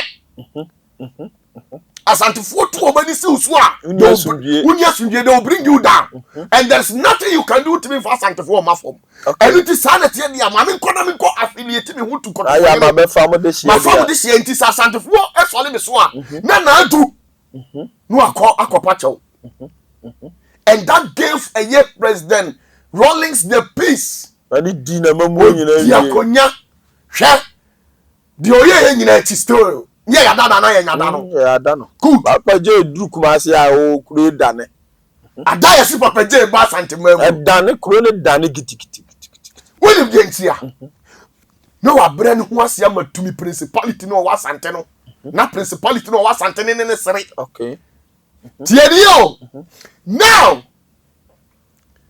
abra ya to abawie ye ana papa Kofuor ya na to aba no papa Kofuor with his all political affiliations and influence who said no ontimi nya Kofuor no na just akotoko here ka And the okra de ni afia busua. good wetin ka e ba akotoko here ho ya to aba no ana owe ni ye onya aba ya pampagini no the first 2 3 4 years no oye mistake ni oye na adwene say on manachi or sideline kotoko na afei no wotie president papa Kofuor no wasem o say afei no me bu o man na mu eno Dru ba kotoko hene bam. eno o se wo tumri ka frɛ hwan Kotoko hene. ena kotoko hene Ye call ba ko mu abie. So tumi wo. tie ni o sometimes no me sabe kotoko hene ni nimu no Na okra de menhia de nwura hoda. what you say mawura ho me ho na me Ene ye mrebi. Emrebi na me so say Ha ye be ko ho. Sisia de nwura hoda. good da me nyiri ye kra de me ko ho bi Ko hoda sa na me kire. good now Wase on the true maybe na huna mu odin. Eti nam so huna mu odin no. O twane bai na kotoko hene. Ne links awo oye call ba akopɛ. Na he picking na so no wo. And I mean tell us mine na onu di animu no. Tie papa Kufuor adu mas wase na nioma mu odin ma no. And oba afoforo ne ni mu ode. Enti oye call ba akopɛ oba kotoko hene wo. Oye call no wase nioma ye den. Etene. Na adenti sa papa ye otimi ye call yi. Adenti no obi anko no ho so nya ni call ni bi ma no. If you say the antimi am bow to them say Kennedy say on bow to Asante a on bow to Koto Papa Kufuor so a ultimate nya president da Papa Kufuor dey say on one ba no no mama tell what there is an issue go only papa no we issue and me na no bi na ye interview bi na nka tell say ya onkrofo bi wo Ghana o sori wo mo so a o nya sundie first time bi ye interview bon onkrofo na me ye say ye ofura ponsa on fani we no kolumba ho okay me kai pa ofura ponsa be ye interview bi say on do ani lumba ni problem na no ya o ye ni birthday oko e dey na to no eni nguase so ko bu nkoto ja pa che but na sa tam ne ni kwa so ko yes no good na ni nguase ye ni nguase ma na bu nu bi I say wa say no so no akwa say ye hwehwe ni mu bi o di oye na semfata you go enu mase okay eso no fori ni adwumbone ofori be deny ema anontofo na mebubo omudi no omututu be confess be confess oni ni nya oni na nya Some cars out here. No, me feel say dia me dona na say di sa. Nkofo bebredi. Dabida. My brother, me there, me yo di hufuo. Me hu ade. Eti me timi hwa ade akwa tiri. Me nam timi hwa ade akwa generation sa gift no so fu bia ni bi. Okay. Okay. Me hwa ade akwa me timi atrose kofi wuti we. Obama be wo ba ma obabi abewu ba bi e frɛ ni sei. Na sei no obeye wo wiase. 10 generation. Prophet Opatafuor. No was a gift no. Nyamedifuo. Ntina me nya common. Enu ti Opatafuor. Now, Abra President Mahama ba so no. Ye ni. Anse no Obama nsia hwehwe. Afeya ensem bi beto o se woni kotoko hini twitwi no. Eso tenense kro no akan. Ma me tire wade mo free power mo mahwem bi. O de nya abotre na me kaba. Now, eye twitwi no. Dia na eto Mahama. Issues bebre no guase bebre nsem. Wan mu de to Mahama fira konya no so. Enya bibifo ya. Enya pipi. Asante. Asante. O de saye de enka na MVP. Dabi min ka na MVP. O de asante. Ya. Woni de ntia me ka sa asante no. Omo shase ye ku. Asante fo ma na omuti Jom Central ma. Jom fo de o na di ka kutia President Mahama. Also no si dwafa FM o. Onu so na ye de. Etwo se de me ka tire o se. Say you only obu wa o de ya akoka say good. Yeah. Na wi asinye ya so be ye bi na still ni body recognize. Eti President Mahama. Because of an untinu a creative problem. Okay. Okay. Me dey be susu ni pa o me ntra obi a ene o se be secret. Ene kwasi anwumere mi secret. Ene de won bi nsem so Ghana hapa. Enunti na de won fra bibia ntoma. Good. Now, enunti na me kira o say. Okay. The entire kotokohiri principality no. Now, Abrabom wadi nkan. Okay. Ghana asasi we mu est no. Though the constitution try say Ghana mamra no 1992 constitution kire say oyo man here. Okay. Nemo no wo wo hwe mi nim say papa ne nioma wo ye no elbro man here so. What you say? Enti ema wadwunu kosi constitution so na enko discredit no. Okay. Na Ghana ha ye ka political pay price. Yes, ye ka political influencer. Wa be ye djuma pa de animonyam ni bua banya ahemfu djuma. Ye ka political influencer wo bi che obi a. To ohini bie di ho ye recognize no international world. This year dey what day Asante ahini na durachire. Now, ohini bi wo Johnson Asante. Dom de obi antimi no. Nya Asante. Kuma pe meba. And the dom ni de ekuta no. Na obi onu wo dom no. O pe bi anya no. Dom so ne de ya. Nya dom ne de politics. Politics is all about numbers. It's all about your good policies or the good visions you have. Okay. It's all about what? Numbers. Even pe di pana some kra na o pretend because who ya ne dom. Okay. Na o ni pa onu nu ekura sa e dom ni nyina kuma no. O ko kana ye na ne dom ne. Aka omo be solo so. Sa na tie. Enuntino MPP mu. Who is the father of MPP? Opatafuor. No Kufuor. Omo no me mpanyimfo no mo ho me fathers ni omo wu no mu. Nyina kọ. Fi say one Eja no ono ana eja. Na wo pa bibi a wo nko no ho. Ona atena bisu da nim ba bia etoro ba bia ye. Sometimes we one ne ye dako. I know that. Mame film so ko fie kwachia uluma. Na me ba chaw said yo. This and you was anu aba. Opatafuor. Said you no city and don't come Opatafuor me re wu ansa. Odi for Matewase. And to be catching and say a year honorable Canadian Japopa, unforget this house of one. That's a soft one am one. Oh, no more than come on my eye and see. Not so one call chance. But the principalities may the principalities too. Now one Canadian Japan to obey the media Santiago Nyabra, unko abra kotokoginity joba. No far Ninsanto entering was over baby digana kunya. Say my trail with what try as antimony officially near Mamre Sanity. Where are they president? You sent our Kojini should answer. And to the country and say, this time around, where you the news of a president in Tama, danger zone wakotom. And to one show ye, no one show ye what the principalities in your way and you free as a member. Now, can come share no can jump. What you say? One fee. Now, I'm in here of every parliamentary seat. One Obejina. Lucy, and Satamono. I say, Kennedy Casa and Kobi. Satamono. I know the I. Why you mistake a man a cockrano? If you make you call. To me, now, no, they Casa, compra, Conana, and it's no, say, I want just yes, I just walk quite less in one losing to you.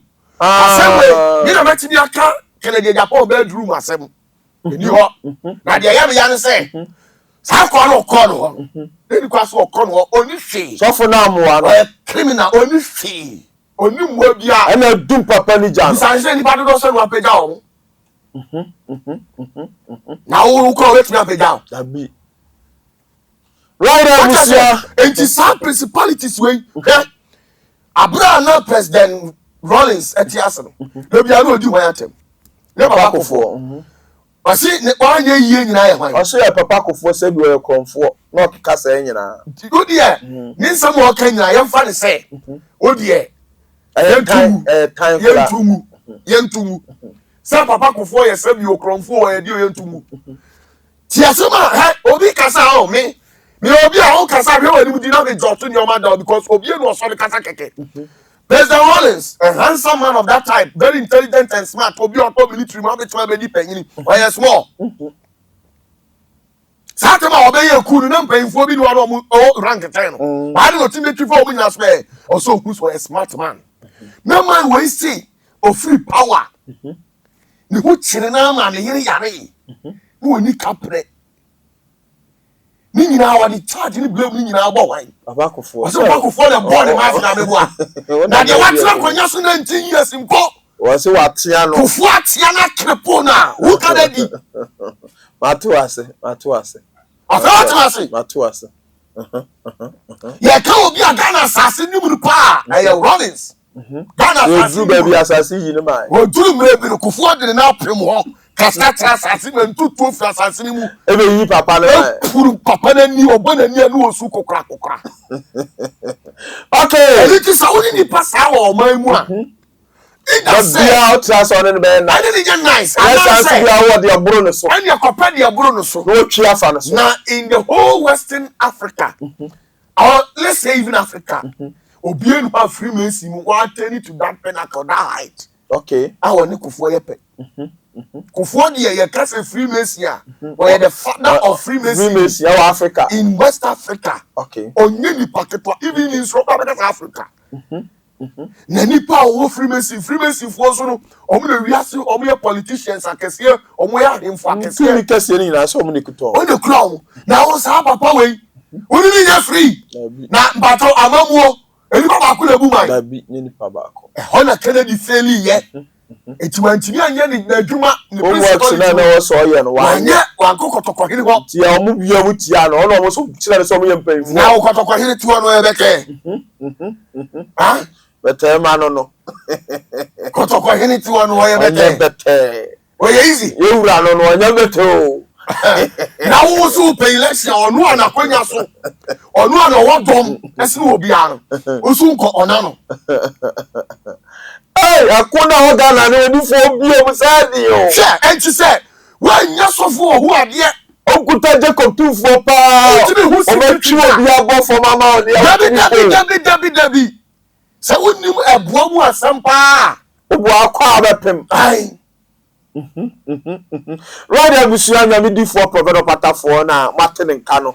Medical ka o se kwese da nwumle say there. O dia no Opatafuor TV online. Subscribe na share videos no. Wa outin some way ya. Why dey betimi aka zem. When you so work and summer you through do the ball can suffer na can dey no through do no work no. Right abusuya prophet Opatafuor yan to as way. Na yanti si allergy Mahmood Bawumia. Prophet Opatafuor ko yari ya kika ko dey na say no na be present o. Na me nchira wade. Mahmood Bawumia you be an count because when you talk about politics he is unexperienced, a novice type. But winning. Okay. Mabepe Mahmood Bawumia sem not because of MPP, but because of his smartness. People see him so Jimmy but oh boy. Akwana ni Smart say. Well, yes, smart say. Kwambe so say digital now the number. Digital na this is how they can dey. Yeah, smart. I mean children tell so yes smart. Me try what dey. If you say sabi Bible kra say. Unu obi kuna no ho dey chawa say ya na father for. Omobu. Now, during omu elections near the ade.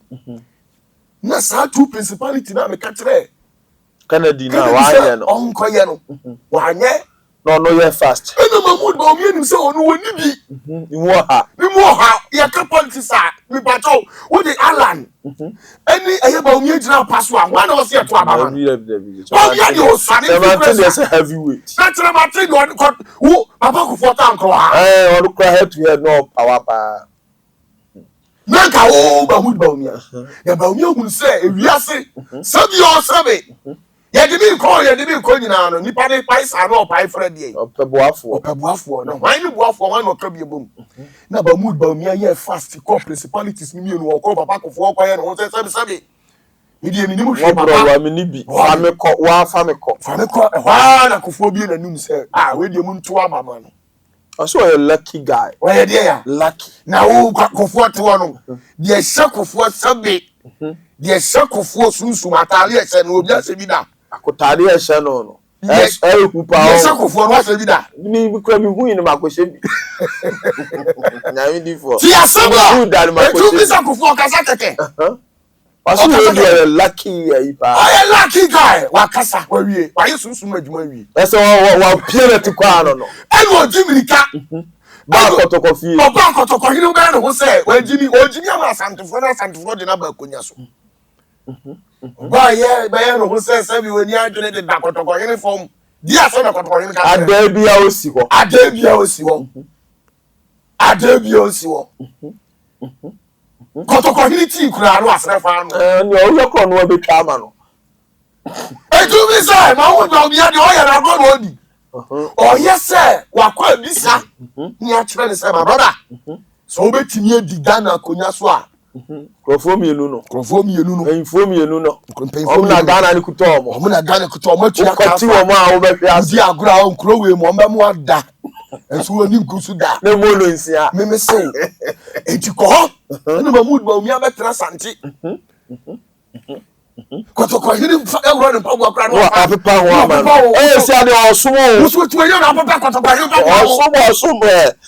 Osumo me se nyeze. Ni nyina nse onim se. Some principality wey na betimi aka bia ma no. Okay. Ena Mahmood Bawumia masma be katre no wonkom se ni mu no. Otimi aye saa. Aba we ni principality na koma. As you say, spiritually, we are ahead of Omunina presidential candidate. No, Chesia, a bad spiritual for Opatafuor. Only I did Mahama 20%. Hey, I did for post a young group of Mama swinging. Me see, Oman just said President Mama, a bit more bro. Sama pa mi sia no one on one. Be tell say koya ade we keke. No what be tekili. We ye keke. Some in previous. En se wura kosu nyina hefa. America. And then TikTok call ye TikTok ba ye hu dikra secret ekoso. The classified files about bontin nyina hu America for omo share chire eye initiate siri we nya hu. But omo ni ba umia na nam omo empower no. Okay.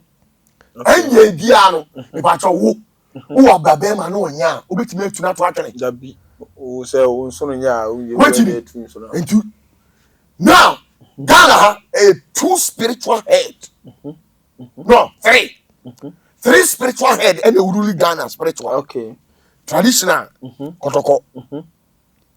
Kotoko na head. Yes. Traditionally. Or any bien no sun cha kotoko.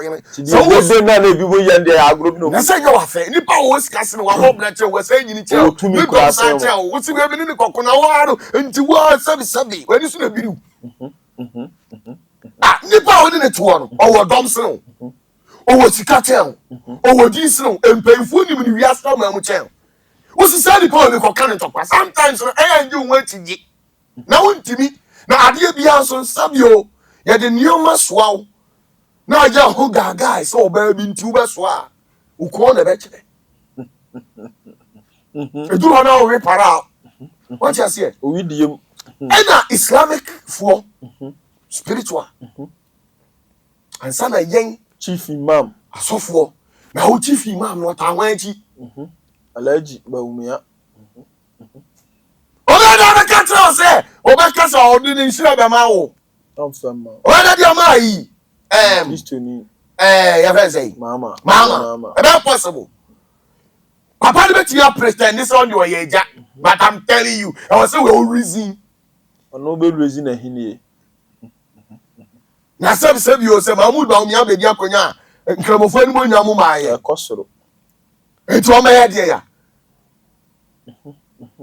what you say and sana ba yan asofo okay as of the some mo si agani timu na ma dikra ma president mama media mi dikra ma no wo de so so wo wa ka le pen say o adwuma ye o adwuma ye so person odi na o pen fo ni de mu nyina so na ko obi anya mi panyini me ka asofo mpanyifo obi anya mi panyini enya wo asofo mpanyifo o kasa asofo mpanyifo mo ye mpanyifo ya me difo enya wo me do obi anya mi panyini asofo mpanyifo ni bi eno kura nya omu nyina ebinom o see omu se president mama na ha no da wona okay yate ndi yen hade enti Mahmoud ba umia ade ama na ye no hu ye hu ba umia de hu na won chiro man no na ho sa na mo se wa buru no man na ho na ho sa no me se Muhammad pa onche ne ya na kwan ho to se pitire. okay for nyamidi for prophet Opatafuor hello yeti odi yeti pa kachira ewura don Muhammad say odi for Opatafuor onye susum nyuma na olake we di omo kika na emfa o si awia ya wa spiritual some me ban me car front Jacob two for no let me dey komo wasiste yanti ahoma ewura ha ya no asem nya interview we na dey me yanti adoma no ya ti akọ se ba Muhammad hu hwa ewura nipem Yes, so why not? I want him say ba umia. Any the boss o ma say o ma Ghana. okay Me can down ma say o ma Ghana yente. Yes, we be kwaka o say nkam MPP die do ma yo ma yi de nenso so ma ama de. Sa nenso so ma ama de no. e be born na ye ne sa right abusia prophet Opatafuor na wa jemre yamdi for memo wa preach ma wu ba umia no nka ho na ma share nkom na connect my fast. I solve the problem Nyina ma ne okokora no oda. And there is here Kimpelu tayi no bossa. This is okokora ni yi odenya ni bia ekoye mama. Unkonia ni paya okuba da na oda. Wo payo ye no so oda. Kimpelu tana no obokota. No tira honu mu ene okocha na oni China for di nkomo isi was sport to China nyu. Oh my god. This Prophet Opatafuor China there. To me and puduo na wanya na ode wu so no magusa. China there enough respect.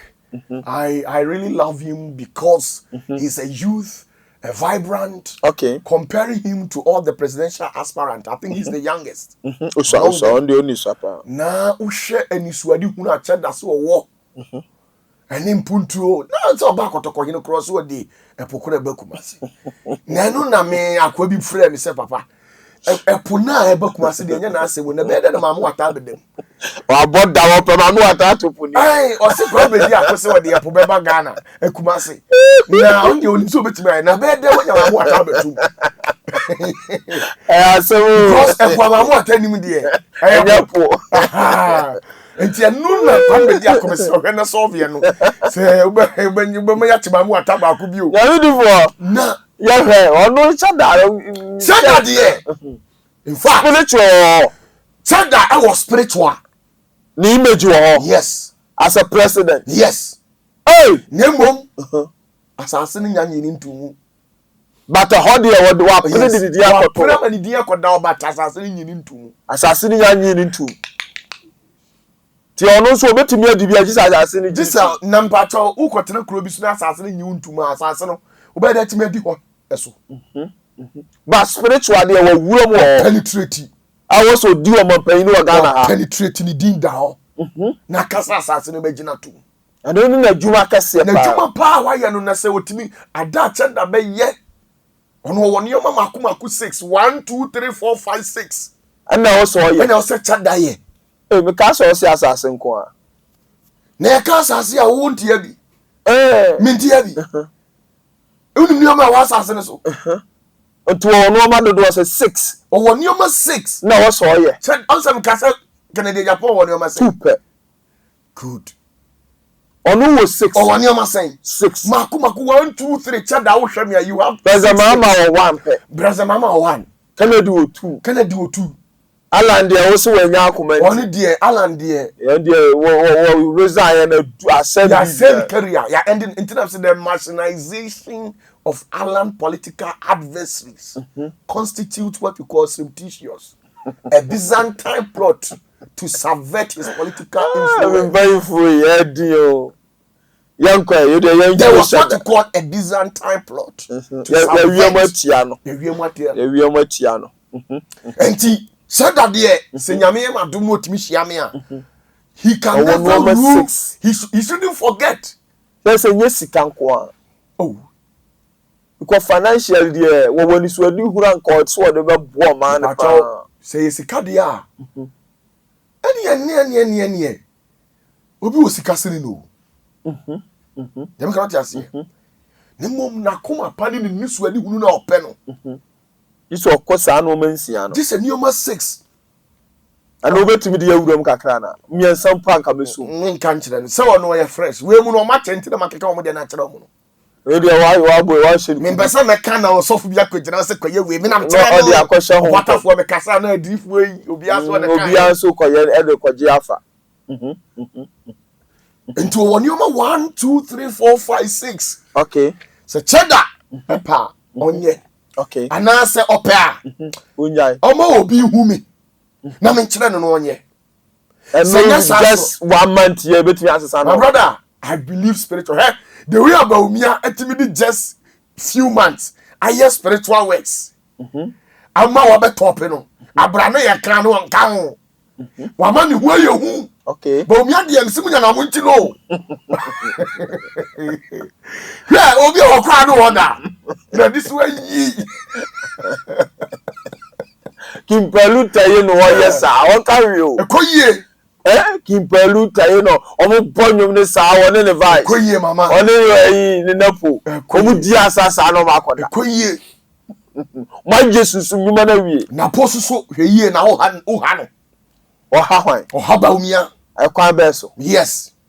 Because of some of the utterances binti. Etweba umia to form. Any speech o mama me man. Sen wo keka na etweba umia to form. Sa. So ma time ba no ho. We say wo mo a. Seven.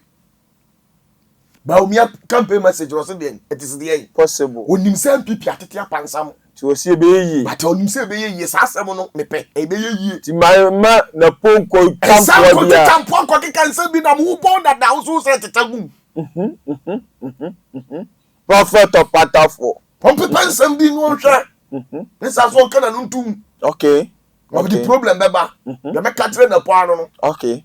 Okay. What you say? Na Mahama see. Also you here for 3 settings. Also you reset it. Okay. Of course, metina say. I don't need the way our man aye no. Mahama message no it carries a weight. It carries volume. But spiritual no wa mane. Amanio, me say Mahama there. Otibete sa there ni ya. Only president. Only to serve no nkoda na obi anto aba ma mood ba mia. Nemo. There akwa so wanya. Mama akwa no ho ya toro. Chada nsuoma nsia. Chada nye nneoma nsia, oye nneoma nsia, pada chada be ye nneoma nsia ni crabs ada. Oye president. Sada na osoro be sere na asase asra kire no. Okay. Na yes ha. Campaign na oye no. Obregu adwuma. Oh, wa shin sika to ogu. Right, abusuafo nyame di for Opatafuor. Prophet Opatafuor me be mo awie. Nyame di for Opatafuor na matene nka no. Eduru kwase da nwumre 8 o'clock ban ni yes TV so. Abusua jemro na otwe se ne ye be sa ba. Eno kura de ehu se na die. Prophet Opatafuor ya mo ya twe wa bre de o ka twa to ne so. It will be on the 29th of December. Okay. Yeah, this year, Opatafuor me 31st. I'm not part of those people that will be doing 31st night. Okay. Me nyebi. Me may be on the 29th. E kwesi ada no pa na ma sha se. The secretary o me ba ko pe o ba bia. Yeah, annual rituals. That's an English word because you buy for the 1,002 pe. We do handkerchiefs. And na fabeyo sunsun yuma. Fabeyo sunsun yuma. People are doing a lot. People travel overseas. Long coaching classes so complete to me. So being cool, so being sane. Yes, enti nyame ya duma. On the 29th ya Pusika 1,002 pe. 100 cities 1,002. Abra me tire wa de next fa ni oso ni asase ko kasa adale bowo.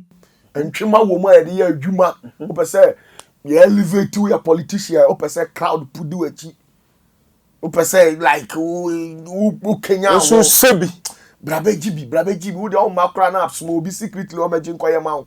Until on the 29th obia o hwe bibia meto nsari afro bre kuma say ya aboshen December 29th December 2024 be boka 1,002 pe ya wo ya afford bokes ye bade ye nya me pa na 1,002.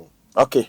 Wa broche so apeso ye bi no number ni da so 0540770896 ofa o WhatsApp me say ye bi no material process because o be boka abroche ni boka about 1,200 Ghana cedis all because of say ye the ade na me be ma be for DHL. Okay. Inti my renfi. All right. Okay. Say we abroche ni na obeye bia obeboka what you say edura 1,002 no ebe bro because of the bia me the car mo bebo.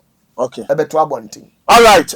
Nyame me chia obi bia me Mary Magdalene me chia I believe so won ye nyame ntie be. Otio pa. Otio. Asumdie no oni bi. So the IND the boni nti. We da nya asumdie. So obi bia me chia nkranfo. Me pa me chia me nya politician. Me ka bibi na anya oda yankudi. Wa man saso. Media and then I promise from henceforth me nka politics bi. And let them na me twi ni shame so me politics kakra. Enti abusua ya de mbesi a wote Prophet Opatafuor nka na wotu se ne ye hye ne bosse ye hye mo bosse ye be sa de na ba fidie so amamate ne nka bi midin de o se kofi e do bibia ase.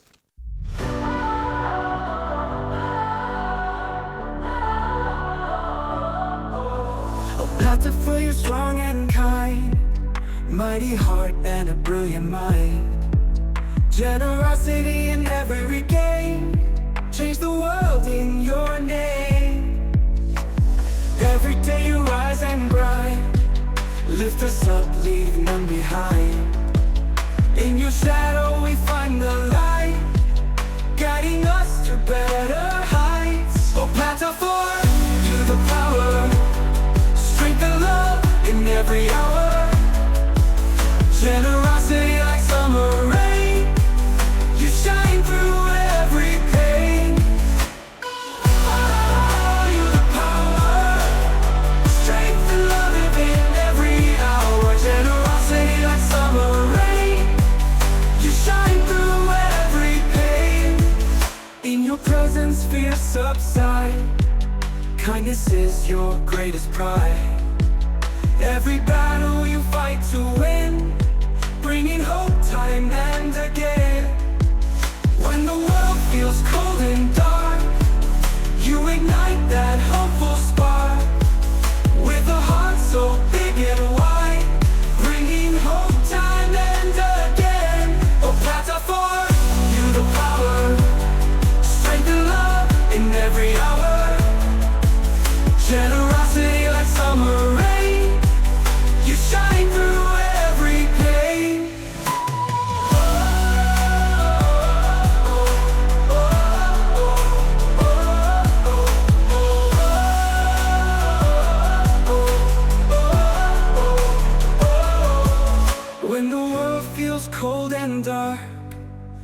ignite that hopeful spark. With a heart so big and wide,